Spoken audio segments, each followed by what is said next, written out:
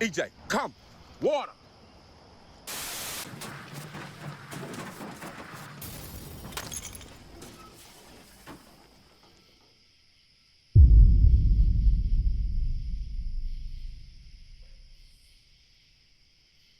The Forest was developed by endgame, a Vancouver-based developer. Initially, they were just a 4-person team working on the game, hiring freelancers as the game developed further. Apparently, The Forest is Endnight's second game, but I couldn't find much information on their first game. Endnight was in control of the Forest in every aspect as they didn't have a publisher. Having a vision for what they wanted to create, they turned to Steam to obtain some kind of funding. This funding came from Early Access. Early Access on Steam means you can purchase and play a game before it's officially released. Early Access is a great idea, helping smaller developers obtain funding for their games without needing to partner with a larger publisher who could potentially change things about the game or even cut profits from the developer. However, Early Access has been abused by countless numbers of developers who create a game with an interesting concept only to then cash out and never complete the game they were making. The Forest is luckily not one of these games. Endnight took the money they obtained from interested players and did everything they could to make the game enjoyable through updates. The Forest was released into Early Access on May 30th, 2014, and remained in Early Access for 4 years before having its official release on April 30th, 2018. Over this period, the game would experience many gameplay, visual, and story updates. Some of these changes were necessary as there were exploits and game-breaking glitches. However, others were just fun mechanics and glitches that were removed. Endnight has since ceased development on The Forest to focus on the sequel, Sons of the Forest, which is set to release in October of this year. We actually first played this game when we heard of its official release over 4 years ago now, and since then I've played the game 5 times. This is one of the best horror survival games I've ever played, hands down. And please, if you want to play this game, watch this video after you've done so, because it's an experience best enjoyed without knowing anything about it.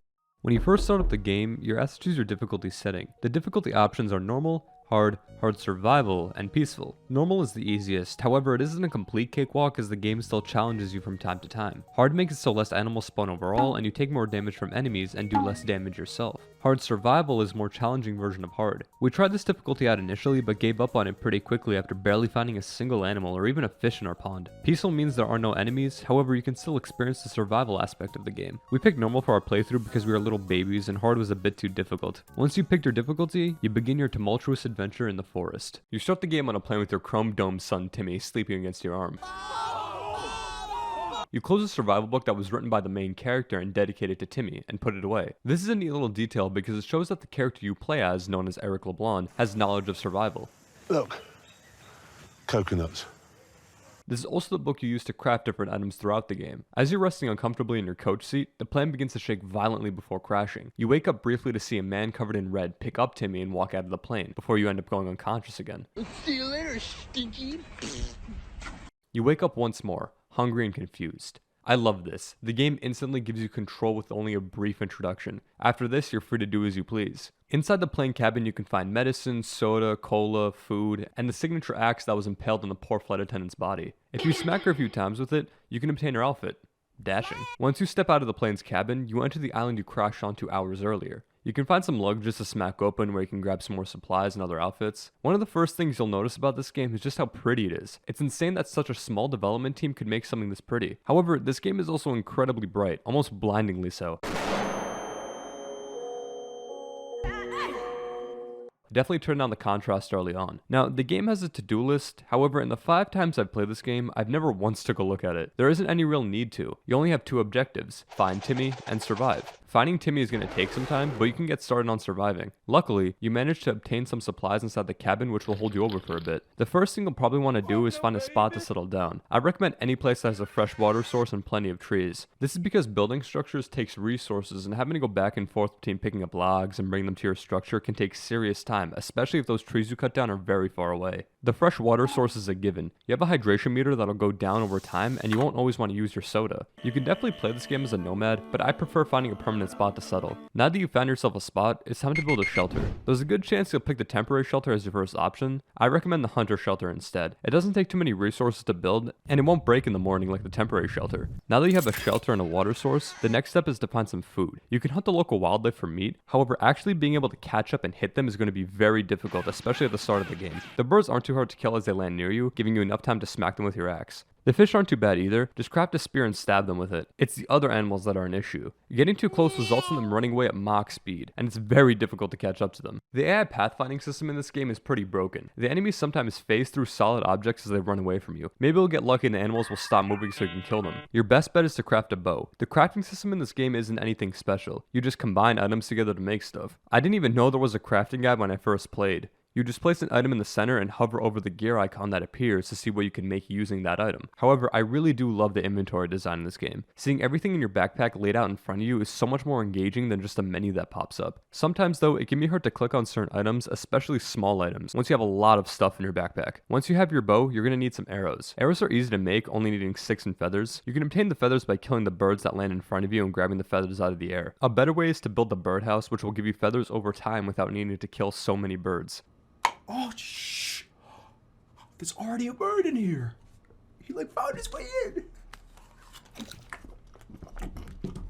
Now that you have your bow and your arrow, you can begin hunting. The bow is a little tricky to figure out initially due to there being no reticle, so you need to get used to things like the arrow dropping off to hit your target. You can also build certain animal traps which will work wonders at catching small animals. If hunting isn't your thing, there are plenty of berries, plants, and mushrooms to pick on this island. At first, you'll only be able to eat them directly without being able to save them for later. This can be remedied by crafting the pouch. Now you can pick up berries and mushrooms for later. Not every berry and mushroom is edible though, some are poisonous. Where you going?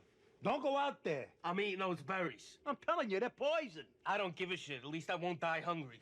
Eating one of these can take a bit of your health away, however you can pick them up and place them on your weapon to deal poison damage. Now that you have the bare necessities down, you want to explore the island some more. One of the first things you might find scattered across the island are the various campsites. Some of these campsites are more modern based on the equipment, others seem much older with more traditional style tents. You might be wondering where these settlers went considering the blood-stained sleeping bags. This question is quickly answered once you happen upon the settlements around the island. These belong to the main enemies of the game. Judging by the human effigies and grotesque use of the human body, the inhabitants of this island are violent cannibals. The world building in this game is done wonderfully with there never being a single line of dialogue spoken throughout the game. Almost all of it is shown to the player rather than told through annoying cutscenes or a protagonist who won't shut the fuck. Going to these camps and settlements will net you some decent supplies as well as a very helpful item known as the pot. I mentioned settling by a fresh water source earlier. You can drink directly from the source, but you'll take a bit of damage and get an annoying animation.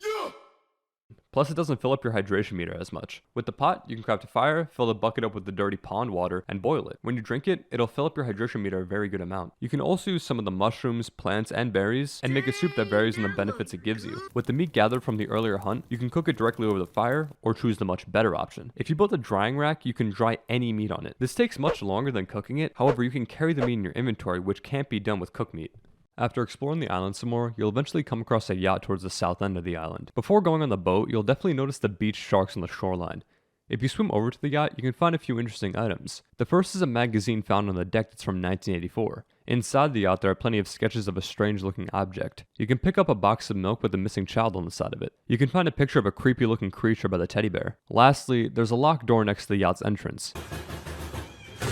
There's a lot to unpack here, and this is where the game starts hinting at a larger story. Whoever drew these sketches of this strange object must have been obsessed, since there are multiple copies of the same sketch littered across the floor. You can rest here if you'd like, but the vibes are off, so you should probably leave. At this point, you've probably developed a routine of hunting and gathering to keep you alive. Sure, it's rough without all the modern amenities, but you get by. You almost feel comfortable in your new environment. Until...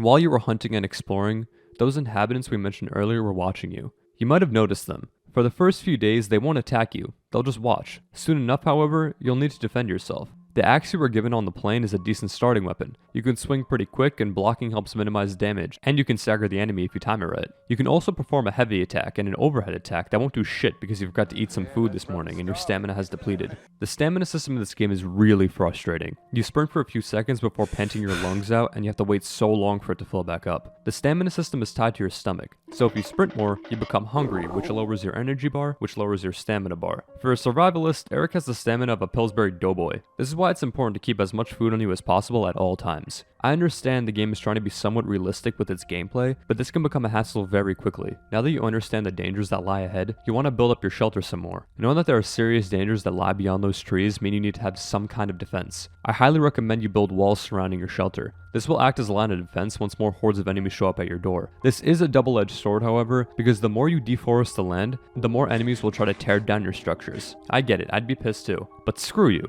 You'll want to be prepared for what comes next. Now you have yourself a proper settlement. Once again, you set out to explore some more of the land. You can come across these cargo containers towards the west shore of the island. These containers have Sahara written on the sides. Going inside the containers, you can find boxes that contain circuit boards. These will be very helpful later on. You can also find a document showing something important that I can't really read because the textures are too blurry. All we know is that it was a delivery. To the north of the island is a large snowy mountain. Venturing into this hellscape known as New England is a bad idea because you will freeze quickly. There are ways to remedy this. The first is to craft the cold suit. This requires a lot of animal furs, even some animals that only reside in snowy areas like the raccoon, which are very hard to find. It is incredibly helpful once you have it, but it takes quite a bit of time to make it. The other option is much quicker, but has major drawbacks. The snowy area is near where a lot of enemies roam. It feels like this area is a highway to them. You will need your weapon out here. However, the second option to avoid frostbite is to place a rag on your weapon and create a torch. You light the rag on fire and avoid freezing to death. You have your weapon out and you aren't freezing, so what's the issue? Well, you can swing at an enemy and potentially light them on fire, but this makes your lit rag burn away in like 2 hits. Now you're back to freezing, meaning you have to place another rag on your weapon. This is a dilemma. You would have to keep crafting more rags on your weapon while potentially being slapped around by cannibals. If you're playing with friends, this can be mitigated by only one of you being the dedicated torchbearer while the others have their weapons out. Once you aren't turning into a popsicle, you can explore the snowy area of the map. Moving further up the mountain, you can find a tent with a few ill-fated climbers. Considering they haven't been mutilated by the cannibals, they must have froze to death. Could have just walked like 30 feet that way, but okay. There's some flares in the box next to their bodies. You also find something else very intriguing. The cockpit of the plane landed all the way out here, much further from your half of the plane. Inside you find the pilots who have also perished. The cockpit has a couple of interesting items. The first is a magazine with Eric and Timmy's face on it. The magazine is titled TV Star's Wife Dies. A bit on the nose. This gives a little bit more backstory to Eric. He seems to be some kind of TV survivalist judging by the magazine and the book dedicated to Timmy. It's also a shame to see that Eric's wife passed and now his son was taken from him as well. The second item you can find is a flare gun. This item is kinda dookie. It sets enemies ablaze if you shoot them, which is neat, but it does a terrible job at sending a signal in the sky. Besides that, there isn't really anything else out here. There is something massive on this island I didn't mention, and that's the... Finding such a large sinkhole in the middle of the island is pretty intense. Your first thought might be to jump into it, but avoid this because you lose your items with no way of getting them back. Unless you're a speedrunner, which in that case, jump in. The sinkhole is one of the crazier aspects of this island, and you'll be wondering for a while what lies at the bottom. You probably noticed them already, but there are various entrances to caves all across the island. The surface of the island holds a few interesting things of note, but the caves are where the story of this game truly unfolds. These caves are where you'll spend a majority of time in the forest. The first time we found the caves, we were incredibly shocked. The idea of there not just being one, but multiple cave systems right under our feet blew our minds back then. There are quite a few caves in this game, and going over each individually would make this video unnecessarily long, and pretty boring. So we'll be going through the first cave, and every other cave we'll just talk about what we found. Also, the order in which you enter these caves will probably be different from ours, so we'll just go through it in this video the way we explored them in our playthrough. Once you reach the bottom, you realize just how creepy this cave is. It being pitch black means you'll have to pull out your infinite fuel lighter to have any kind of vision. That or turn up the cave brightness. But you wouldn't do that, would you? The ambience of this cave is perfect. The echoey footsteps and noise you make, the dripping water, the distant grunts of something strange, the screeching fucking bat jump scares. It all sets the tone that something sinister is going down. If the sound design wasn't telling enough of how eerie it is down here, maybe the hanging corpses of your fellow passengers can help you out. Their bodies were mutilated, most likely by the cannibals roaming the island. If you smack them, they drop some money so you can stoke the fire. There are some luggages down here you can break open that give you some items like alcohol and rags. However, you can receive the hairspray, which can be used as a flamethrower. Moving further into the cave, you find a note written in red that says, "A jealous god punishes a parent's fault on their children." Going deeper into the cave, the revolting scenery becomes worse. Blood and organs splatter the cave walls. These cannibals are just wasting food at this point. You end up coming across a strange looking creature. This is one of the versions of the enemies known as mutants. Unlike the enemies you've encountered on the surface, these ones are blue in color and can be quite tall. The smaller ones seem to be starving even though they got food everywhere. This implies that there's potentially a cannibal hierarchy, or they got crack in the caves. Dealing with the smaller mutants isn't too difficult as they don't have much health and don't do much damage, though they move pretty quickly and can dodge many of your attacks. Once he's dealt with, the cave forks off into multiple different paths. The cave systems aren't linear in design, which emphasizes exploration. Definitely look around as much as possible because much of the lore is hidden away along with items. Soon enough, you'll find a piece of an action figure. If you check your inventory, you can see that this was a piece of Timmy's toy. Timmy has been through this cave. You hope he's alive, but considering the state of the passengers, I wouldn't hold my breath. There are some stronger enemies further in. These mutants are larger in size but still blue. These guys are much stronger than the starry mutants and they are at least 5'9", maybe even 5'10". I shudder at the thought. These caves almost feel endless. Luckily there are multiple entrances and exits to most caves, so long as you're going forward, you should be able to leave. You find some cassette tapes which, if combined with the cassette player, play music that will definitely ruin the mood but will increase your energy bar. There are multiple cassette tapes that all play original music from the soundtrack of the game. After exploring a bit more of the cave, you can find a child's drawing of a boy holding the hand of a man in red. This was clearly drawn by Timmy as he's holding an action figure in his hand. That I love. I absolutely love. This cave also has a room that is the holy grail of items. Plenty of soda, alcohol, tape, and dynamite. Bag up, Terry. Put it in reverse, Terry. Put it in reverse. There's also a very helpful tool down here, the modern axe. The modern axe is just a better version of the default axe in every way. I never touched the default axe after this again. Later on you could find an autopsy report about a woman named Jessica Cross who was killed in a homicide with head trauma and multiple stab wounds. Next to the autopsy report is a bucket of red paint. Being the psycho that you are, you cover yourself in it. However, we don't really know its purpose yet. The man who took Timmy was also covered in red paint, so it has to do something. There's a box filled with VHSs titled Children of the Lost Peninsula. Oh my god, bro. Oh, hell no. Later, you squeeze through a rock wall to go further into the cave. This actually made my friends' games crash, and they didn't save, so I had to wait for them here. The crashing issue never came up again, but that doesn't change the fact that this game is incredibly janky sometimes. Whether it's the AI, the structures you build, going to new locations and caves, there is jank everywhere in this game. It's strange to think that this is the fully released version of the game. There are still so many bugs. Most of the time, it's just a mild annoyance, but sometimes it can be game-breaking. The first time we played this game when the full version had just been released, we ended up glitching through a wall at the very end of the game. Our stuff was inside a wall, so we gave up on finishing the game. Luckily, the worst thing to happen in this playthrough was the crash, but it never happened again. Once they got back, we made a temporary shelter and saved our games before moving forward. You can come across a pretty useful item, the map and the compass. The map fills up once you start exploring more. The compass is useful for following YouTube tutorial guides. The map is held with your weapon swinging hand, so make sure you're in a safe place when using it. The map also switches from a surface view of the island when you're above ground and then displays the caves once you're underground. This is cool. Although you probably just want to use a map from Google Images, this thing's impossible to read. We also failed Algebra 1, so that could just be an issue we had. Eventually, you'll come across these much smaller enemies that throw themselves at you. At first, you'll just think they're easy to kill enemies that do way too much damage and destroy your eardrums with their screaming. However, you'll quickly realize that seeing these little creatures is a warning sign of a much stronger enemy that's very close by. This enemy in question is known as the Virginia. It has multiple legs and a mangled torso. It is pretty tanky and does a good amount of damage if you aren't careful. It has a jump attack and a spider-like attack, where it raises its legs before slamming them down on you. Dealing with this enemy can be a bit difficult at first, but if you obtain the dynamite from earlier, you can toss a few sticks at it and it'll explode into a million pieces. If you don't have any dynamite, you can make explosives using multiple different items, including the circuit boards you found earlier. If you can't make those, combine cloth with alcohol to make Molotovs and toss a few at the Virginia until it falls. I recommend using the alcohol. It'll take longer, but the Virginia won't explode into a million pieces. The larger monsters in these caves aren't random. They have a set zone that they can roam in. If you attack the Virginia and then pull back away from its zone, it'll run away. It's a cheap way to beat it, but if you're in a bit of a bind, it helps. This is good because now we can skin the abhorrent creatures and have a piece of the best armor in the game. There are a few different types of armor you can wear in the forest. If you kill lizards, you can wear their skin as armor. If you burn a few cannibal or mutant bodies over a fire, you can collect their bones to make bone armor. If you kill these monsters, you can skin their bodies to obtain scary armor, which is the best in the game. I recommend always going into caves with bone armor as it's the easiest and quickest to obtain. Killing this monster, you'll notice it's the same monster as one from the photo we saw earlier on the yacht. It looks as though those small creatures that would throw themselves at you came from the Virginia. You can find some gasoline and another cassette tape in here. After that, we made our way out of the cave. Like I said earlier, talking about these caves will become a bit repetitive, so I'll just go over the important stuff we found. We immediately made our way into the next cave we saw. After squeezing through, the first things we noticed were the various crates lying around. At first, I just thought someone on the plane was loaded since these crates had the signature Louis Vuitton pattern across them. Turns out, these caves are actually from the 19th and early 20th century. This implies that very wealthy explorers came to the island long ago. We are cave diving. And Kanye refuses to get his new white 350s dirty in the dirt, so... Ain't gonna happen. We came across some more mutants, however they backed away from us. They dropped down to their knees and began to hum.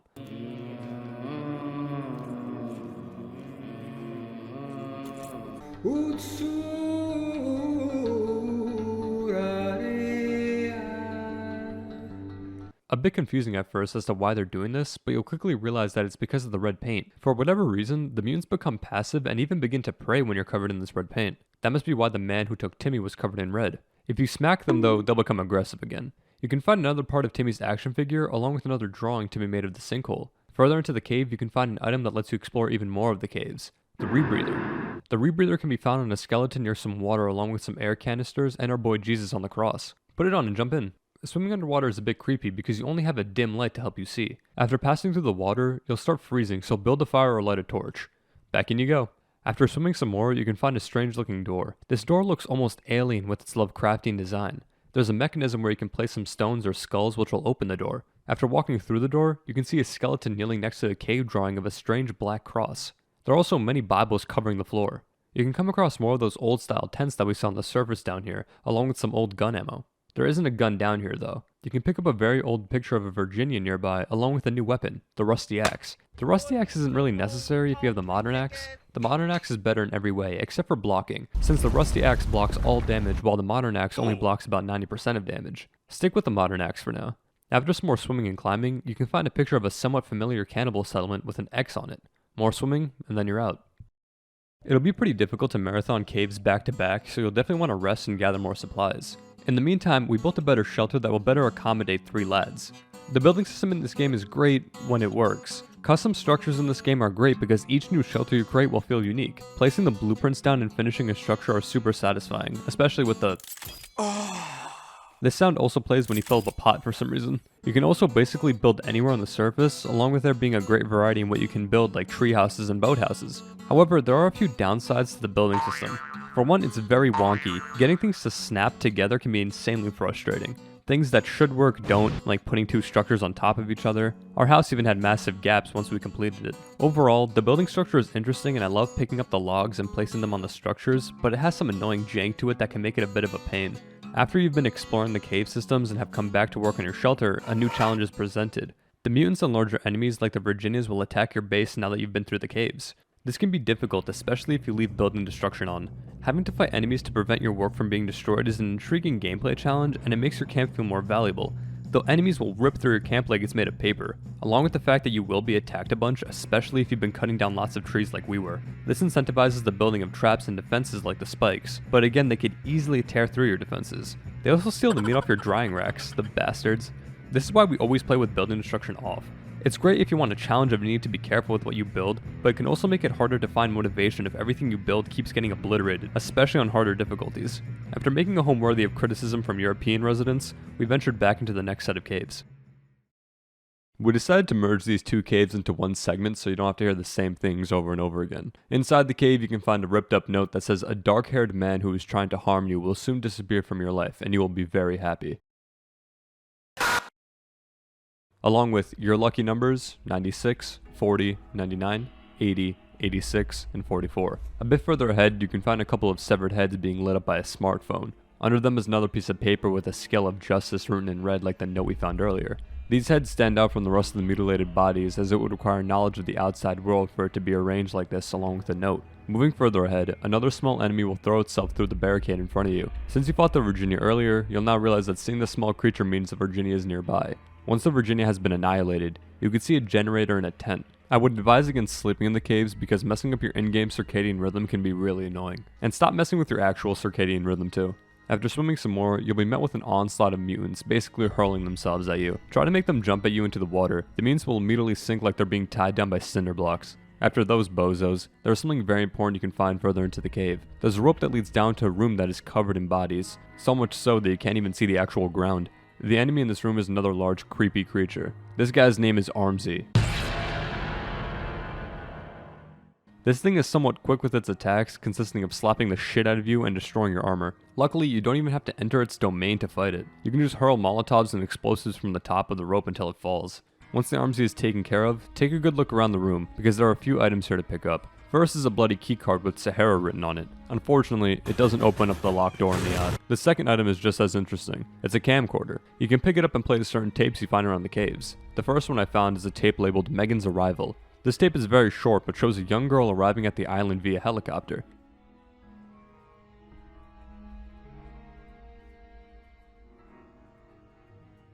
The second tape we found is labeled Lunch with Megan, which shows a facility with plenty of people walking around. You can see the same girl from the helicopter in a wheelchair and an IV in her arm. Judging by Megan's appearance, this must be some kind of medical facility. Also, the person that puts his hand over the camera is the same character model as the one my friend had. I think Edna just ran out of player models. On to the next cave. There are a few more items we found in this next cave. The first was a strange looking object which is similar to the sketch we found on the yacht. This could also be the same object that was painted on the cave wall with the skeleton kneeling down by it. Going further into the cave, we're met with our next monster known as Cowman. This is a very rotund fellow. The Cowman is quick and will knock you off your feet. He also has a ground pound attack that will eviscerate your armor and health. The best way to deal with the Cowman is to get on top of some rocks and light him up. Once the man has been thoroughly cauterized, you can find a boat with a skeleton curled up inside of it. I have no idea how a boat this big managed to get in here. There's a magazine you can find titled Beneath the Limestone. This is a very old magazine since it only costs 10 cents. There's another cassette down here as well. A little bit further in, we can find another note in red that says, "Don't be afraid, just believe." There's some more red paint next to it. The man in red who took Timmy is leaving these strange notes around for some reason. Whether the notes are left for you, or are just this man's insane ramblings are unclear. Once you go a little further, you can come to a wall that needs explosives to blast through it. Another great way to traverse the caves besides just the ropes. We call this the Schliemann method. Something strange that happens when blowing up the rocks is that even if you're not near the explosion, walking through it after it's been blown up will cause the player to hear a loud ringing sound as if they were near the explosion. This is a part of the jank that is the sound mixing in this game. The sound design is immaculate, but the mixing of the sounds is so strange. Some sounds play way later than they should, some play too loud or too quiet, and even sometimes not at all. After passing by the blown up rocks that do a little bit of gravity defying, you can find another scale of justice written in red. You come across a few items. The first being a drawing Timmy made showing him holding what appears to be us with a plane in the background. He's smiling. The second is also a drawing of a boarded up wall with crosses on it. The last item is another piece of Timmy's toy that my dumbass completely forgot to pick up even though it was right in front of me. Further in the cave is another armsy. Toss a few explosives and molotovs at it and you're good to go. I got a little wild and used the hairspray. There's a poor sap who got crucified in the room that the armsy was in. Hidden away is the room where a few unfortunate souls were tortured and mutilated. However, you can find the best melee weapon in the game here, the katana. This thing is quick. It isn't as strong as the other melee options, but the speed at which you swing it means that enemies can sometimes become stun locked by your attacks. I can't fucking compete! I just can't fucking compete! Can you get the fuck out of my face? It can't be upgraded using teeth or feathers to make it stronger or faster, but it genuinely doesn't need it. You can also find some more gasoline down here, even though we don't actually know what they're for yet. After moving through the cave some more, you can find another drawing by Timmy which shows a person decapitating another person. This could be one of the mutants we've been fighting, possibly killing one of the plane passengers. We broke some more wooden barriers only to be jump scared by an armsy. We backed off from the fight for now, and found a very old photo of the sinkhole along with another cross. We went back and decimated the armsy, this time taking the up close and personal approach using our katanas. Interestingly enough, you can find more of these old style tents in this cave. We also found another picture of the black X on it, but it couldn't be picked up for whatever reason. The jank knows no bounds. You can also find a flashlight in this cave. However, I never really bothered with it and stuck to the lighter. The flashlight is great for seeing directly in front of you, but not around you. Inside a wooden crate, you can pick up a newspaper article that reads, "Siblings still missing." This is similar to the milk carton we found on the yacht with the missing boy on the side. There seems to be a pattern here with children going missing. Timmy is no exception. As the exploration continues, you can find a generator lighting up a flatter looking wall ahead. Going over to it, you can find a climbing axe. This is another gameplay addition that makes exploring the caves feel less monotonous. Once equipped, you can climb these flatter looking walls. Somehow your character can climb up using one arm, but that's neither here nor there. You can also find a piece of paper that has an advertisement for a chainsaw on it. After going up a very long rope, you come across another tape for the camcorder labeled "Opening the Artifact." This tape shows a strange looking device being opened. This device looks very similar to the sketches we found on the yacht along with the old picture we found.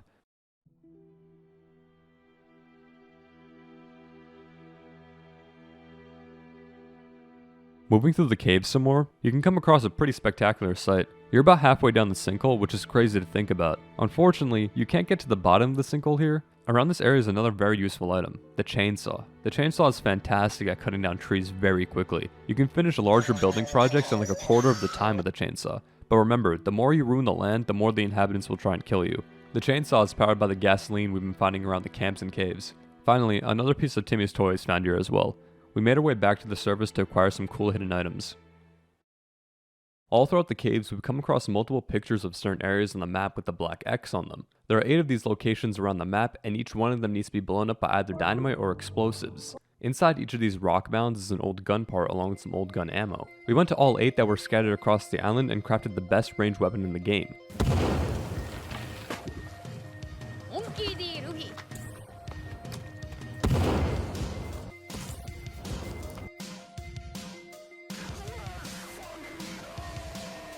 The old gun. This thing hasn't been cleaned, assembled, or even handled with care in hundreds of years, yet it can snipe a target and take it down easily. I highly recommend you acquire this magnificent weapon because it will make dealing with the harder enemies a breeze. There are a few hidden caves underwater that have some neat items. These caves were added fairly recently.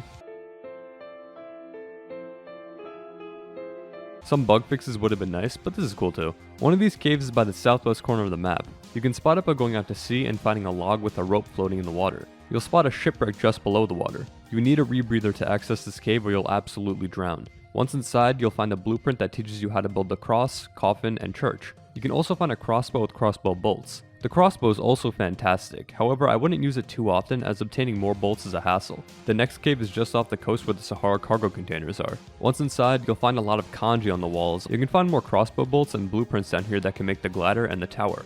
The glider is fun, but I was never really able to get it to work well enough. The tower is an insanely tall structure that we were only able to build thanks to the chainsaw. The final underwater cave is on the southwest coast of the peninsula. Once inside, you find more bolts, an old suit, and blueprints to make the coaster in the game.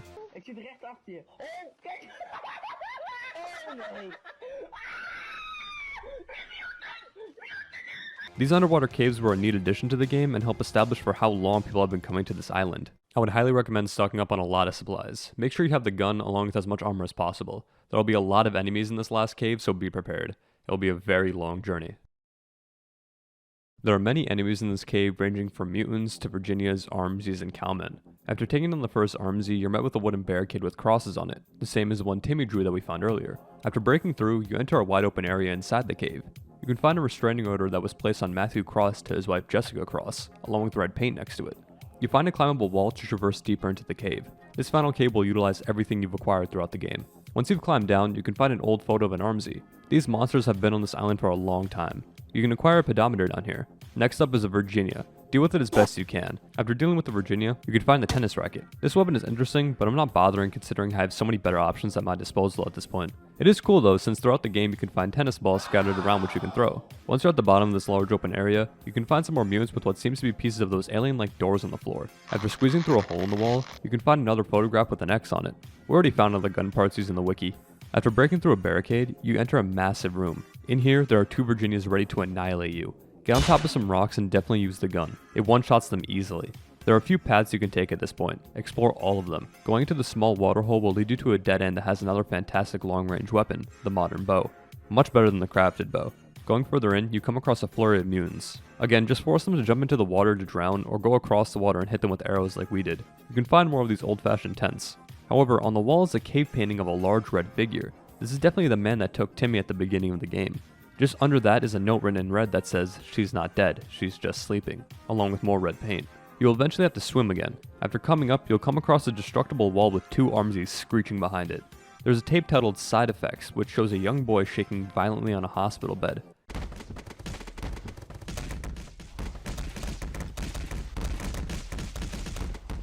After dealing with the Armsies, you come across another alien-like door. Place some stones or skulls on the mechanism for it to open. You'll come across an interesting room. There is a rock bridge to pass by on, and in the middle of the bridge is the final piece of Timmy's toy. Another alien-like door lies ahead. Once opened, there are a lot more mutants ahead. After dealing with those bozos, we placed down a temporary shelter to rest for the night. We didn't realize where we were until the morning.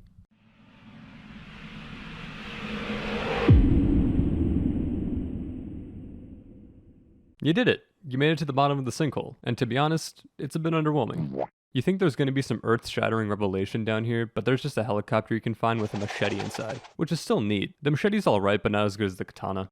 Michael, don't leave me here. There's also a cowman you could easily kill with the gun. There's an entrance through one of the shallow pools of water that leads you back into the caves. Once you get out of the long water cave, you find another drawing from Timmy. It shows him swimming, most likely through what you just swam through. This Polaroid I picked up was the location of the keycard we picked up much earlier. Going through the cave some more, you find a tape labeled Armsy Breakout. This tape shows one of the creatures we've been fighting break out and ends up killing Megan.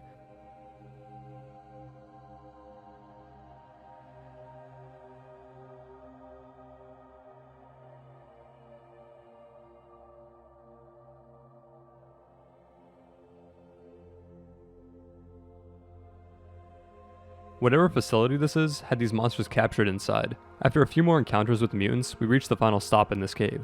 After saving, we walked a bit further and found something that shocked us immensely the first time we played this game. A large door that isn't like anything we've seen on this island so far stands right in front of us. Next to it is the drawing Timmy made, a completely red corridor. This is unironically one of the scariest images I've ever seen. Using the keycard we found all those caves ago, we unlocked the facility and are met with the same red corridor Timmy drew.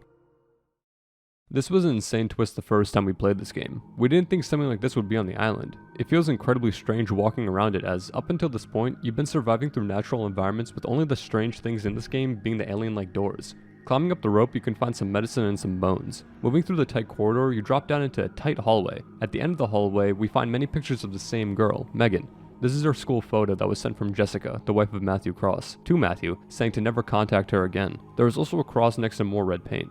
Going through the vent system, we can find a passageway that leads to a dead end. Here, it looks like a child was hiding from something. There are more bones and medication here like earlier, along with an action figure. After climbing out of the vents, we end up in the cafeteria that was seen on the camcorder tape when Megan first arrived. You can put money into these vending machines to get snacks and soda. I recommend you do this if you have no more food or drinks. On one of the bulletin boards, we can see the strange object we've been seeing all throughout the game. Around the cafeteria are these posters. Judging by one of the posters, the Sahara company was studying ways to de-age the body through potentially genetic means. There are some destroyed pipes you can walk up that lead to another vent system. You drop down into what appears to be a children's sickbay area. You can find a magazine with a strange object on the cover questioning if it can bring back the dead.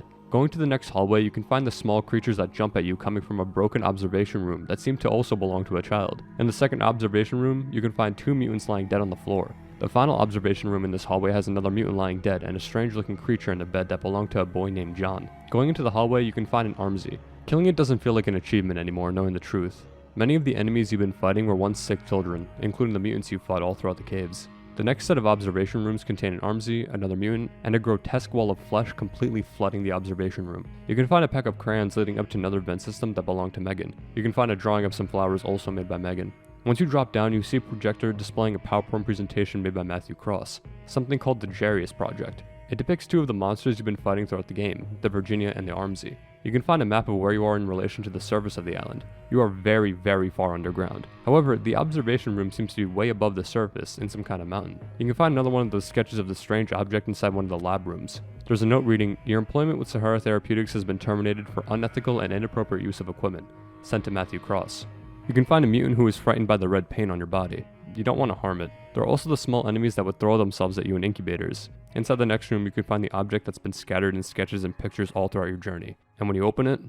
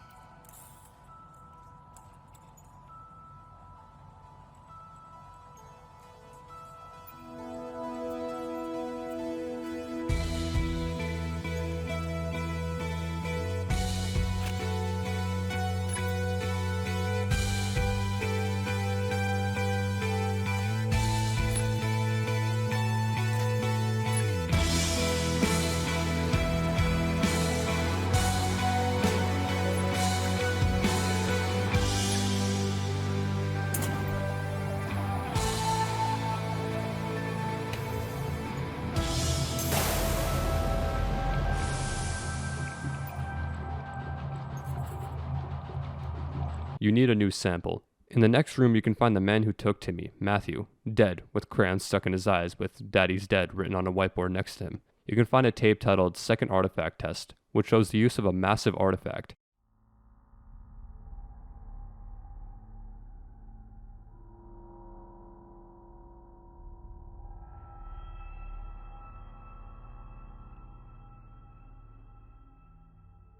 In the printer nearby, you find a paper that reads, "We believe that this device may be able to bring down a plane," which was sent by Matthew. No one that has worked in this facility has survived. You find a bed, but you can only rest. You can't save here. We tried putting down a structure, but it doesn't work. You're locked in. Before you enter the next area, you find a drawing made by Megan depicting her father as some kind of red monster. The room you enter is vast. I really have no clue what this room was for. You can see small red footprints that head towards the other end of the room. At the end of those footprints is a small girl. She looks at you and crashes her toy plane, then points right at you.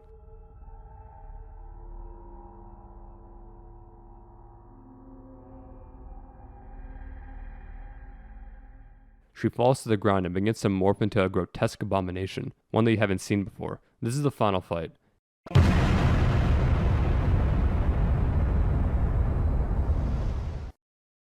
If you want to save Timmy, you need to kill Megan and place her in the machine. This fight has some very nice music. I wish I could enjoy it more, but the game becomes incredibly loud. She uses some tactics that you're used to, like lunging, and some new ones like the spinning attack and creating those small monsters to attack you. This fight is cool, but if you have the gun, it'll end in just a few shots. If not, it can be a very challenging fight. Overall, it's pretty good, but also pretty heartbreaking. After defeating her, you pick up Megan's body and rush to save Timmy. However, after using the force to put her into the machine, she falls to the ground. You need a live sample. She drops a gold keycard on the floor next to her. You use this keycard to open up a nearby door. You don't know what waits for you there, but you need to do something to save Timmy. You rush through a busted up hole in the wall, climb down with your axe, swim through the freezing cold cave water, and come across another one of those strange doors. Whatever made these doors made the object Timmy was in. You squeeze through a hole in the wall and come across another entrance in the facility. You pass through the hallway and come across a grisly set of what appears to be the facility staff.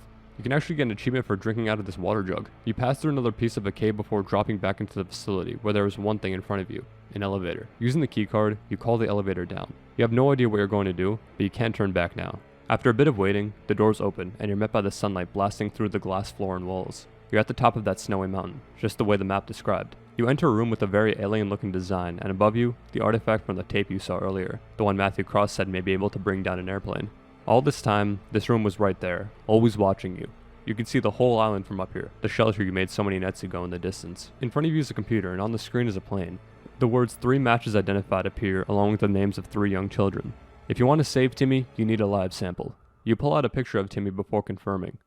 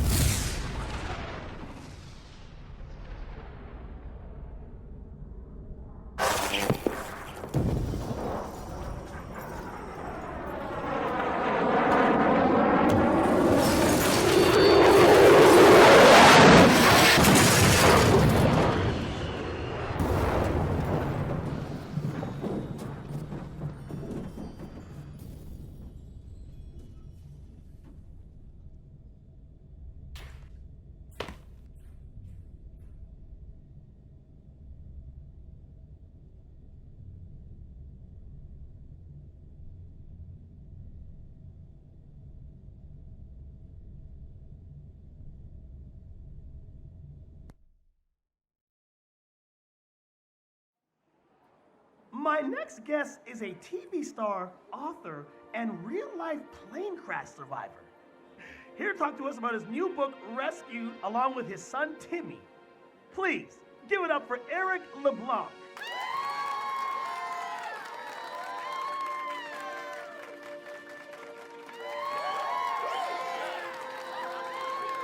Nice to meet you, man. That's one hell of a story. So let's jump right into it. You've written a harrowing tale of survival and adventure. with a plane crash. Look, you can see it on the cover. I feel like you're really blurring the lines here between fact and fiction. Oh, is that the axe? Hey, do y'all want a demonstration? Okay, we've got a setup right over here. Come on, don't leave me hanging. Come on, everyone. All of you want to see this too, right? What do you say? Well, come on, everyone.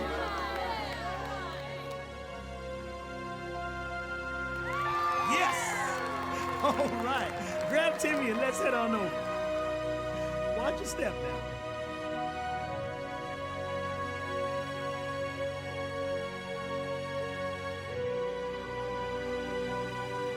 I got my axe. Where do you hold this thing? Oh, like this? Here we go.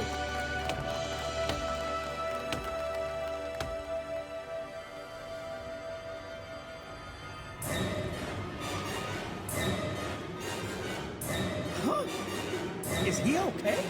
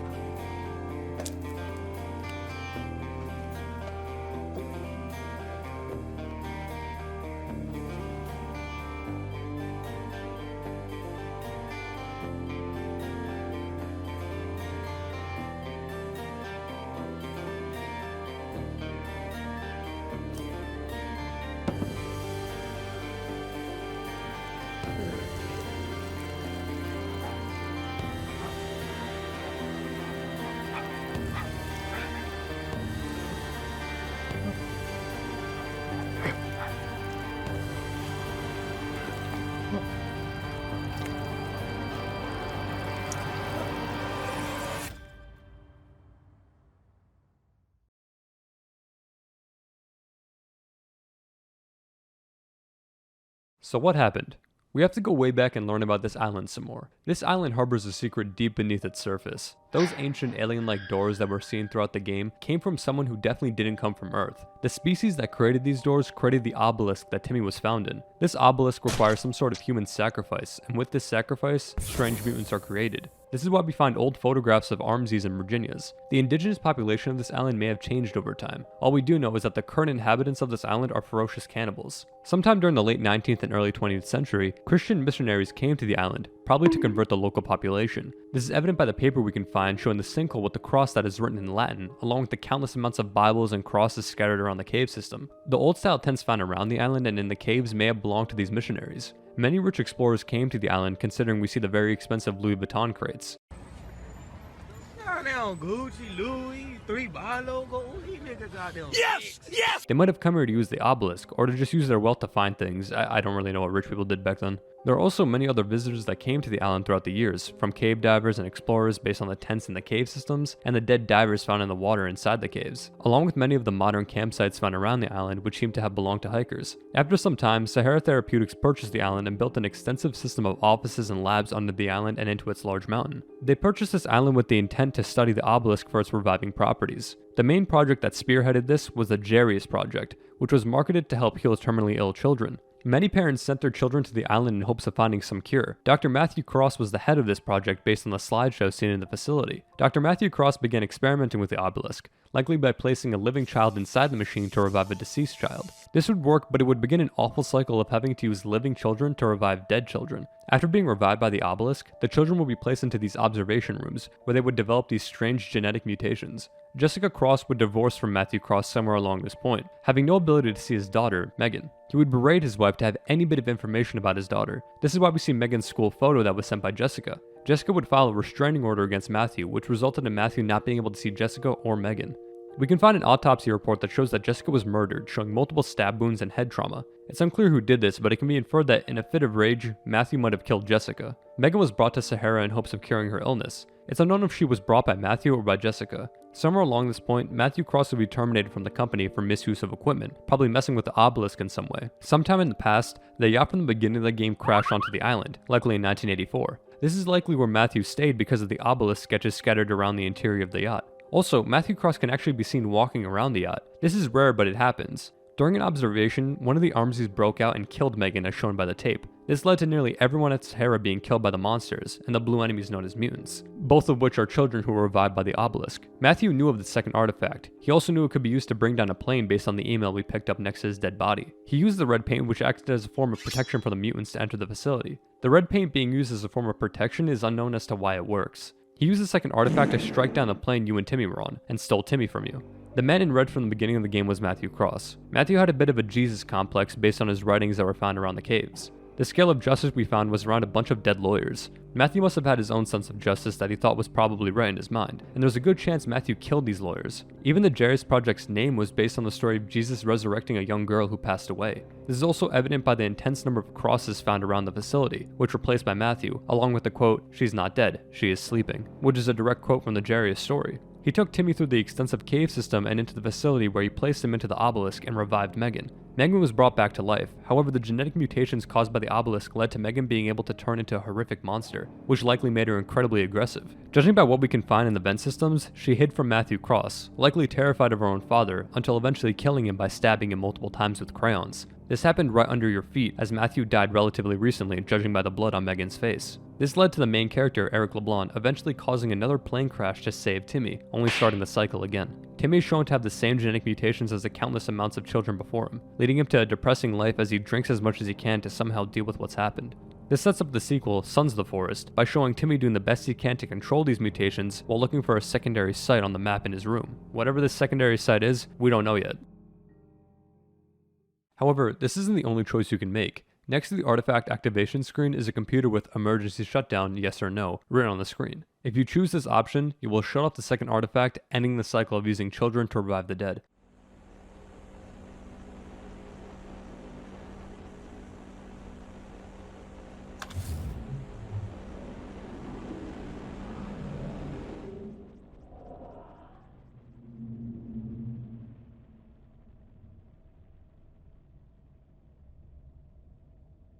And you leave the facility from a nearby elevator. Once you're finally out, you burn the last remaining photo of Timmy you had.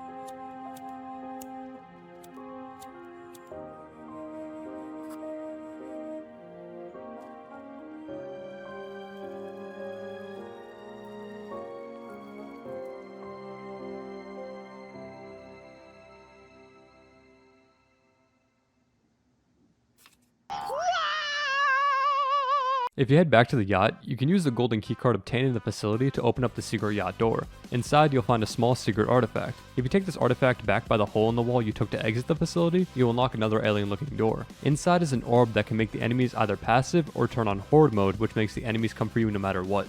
You also unlock the ability to make a whole family out of wood. This is incredibly depressing. Creative mode is unlocked, where there are no enemies and unlimited resources. Another enemy is able to spawn known as Worm. We can find a piece of this monster on the bed that was labeled John. This enemy has a very weird spawn percentage, but when it does spawn, it can link itself up, fly, and do tons of damage. This enemy was added at the same time as the glider. You only unlock all this stuff if you pick the ending where you don't save Timmy. The Forest is genuinely an amazing experience, especially if you go into it blind. The way the story unfolds as you explore the game is done tremendously well. The story itself is very intriguing, but it also leaves some stuff up to the player like the red paint. I highly recommend you try out this game, especially with the sequel releasing right around the corner. We hope you enjoyed this video.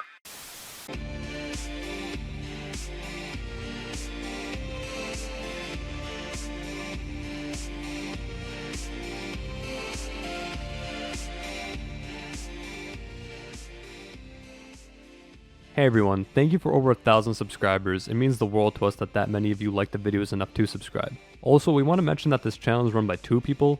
The voice you're hearing right now is me. I edit the videos, I help write the scripts, and I record the scripts. The other half of this channel is my best friend who creates all the artwork and animations for the channel. He also comes up with a lot of the jokes we use in the edits, and he helps write the scripts.